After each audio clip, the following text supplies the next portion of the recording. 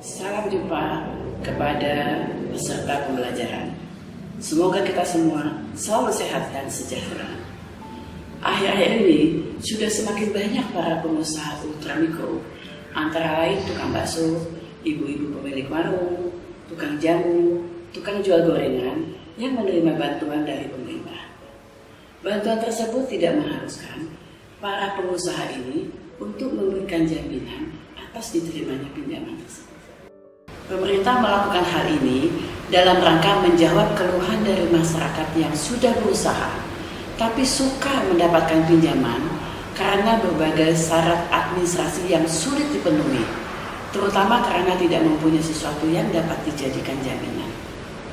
Dan akhirnya banyak masyarakat ini terjebak mengakses modal ke lintah darat yang menetapkan bunga yang sangat tinggi. Akibatnya, pengusaha ini gagal bayar atau hasil usahanya habis untuk membayar utang dan bunganya. Oleh karena itu, marilah kita bahas program pembiayaan ultramikro atau dikenal dengan UMI secara detail.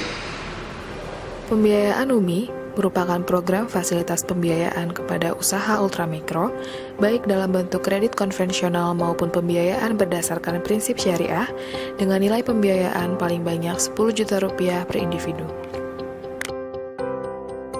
Adapun tujuan dari pembiayaan UMI adalah, yang pertama, untuk merangkul masyarakat yang mempunyai usaha tapi tidak bisa mendapatkan kredit usaha rakyat karena ketiadaan jaminan.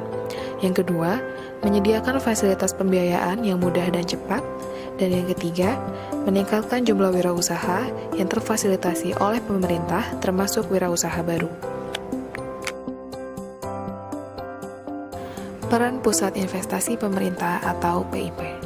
Untuk menjalankan program pembiayaan UMI, pemerintah menunjuk Pusat Investasi Pemerintah atau PIP, yaitu suatu badan layanan umum di bawah Kementerian Keuangan sebagai pelaksana atau operator program UMI. PIP dibentuk pada pertengahan 2017 untuk menjalankan mandat pemerintah. PIP bertindak sebagai koordinator dana, yang artinya PIP tidak menyalurkan langsung pembiayaan kepada nasabah UMI, melainkan melalui Lembaga Keuangan Bukan Bank atau LKBB.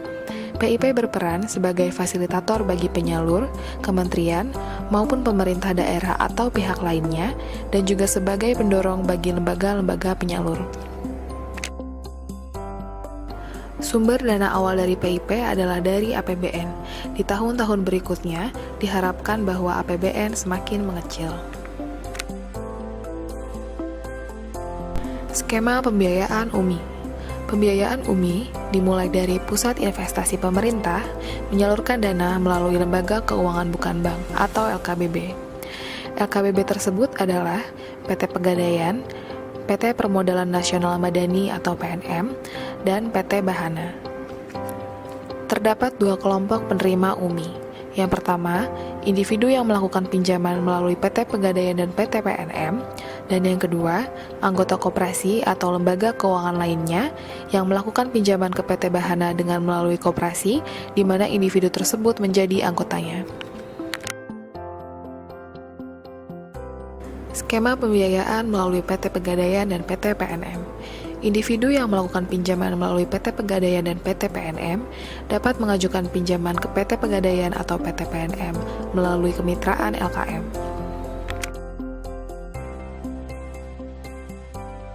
Skema pembiayaan melalui PT Bahana. Adapun penyaluran PT Bahana melalui perantara, yaitu koperasi atau lembaga keuangan lainnya. PT Bahana melakukan evaluasi terhadap koperasi sebagai lembaga penyalur untuk anggotanya dengan bekerja sama dengan Kementerian Koperasi dan UKM, serta Dinas Koperasi Provinsi, Kabupaten, dan Kota. Hal ini dilakukan untuk memastikan bahwa koperasi yang ditunjuk untuk menyalurkan adalah sehat dan berkinerja tinggi. Syarat-syarat untuk mendapatkan pembiayaan UMI. Yang pertama, warga Indonesia yang diutamakan telah memiliki ektp. Yang kedua, tidak sedang dibiayai oleh kredit program pemerintah di bidang UMKM. Bagi yang mempunyai hutang ke bank atau koperasi, dipastikan tidak dapat diberikan pinjaman UMI. Yang ketiga, memiliki izin usaha dari instansi pemerintah atau surat keterangan usaha dari penyalur.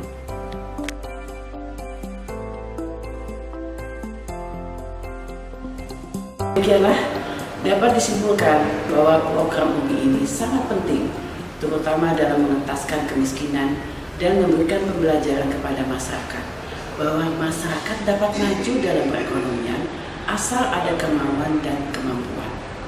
Yang jelas, pemerintah pasti akan memberikan dukungan agar masyarakat dapat mandiri secara ekonomi. Sekian, sampai jumpa di sesi pembelajaran berikutnya.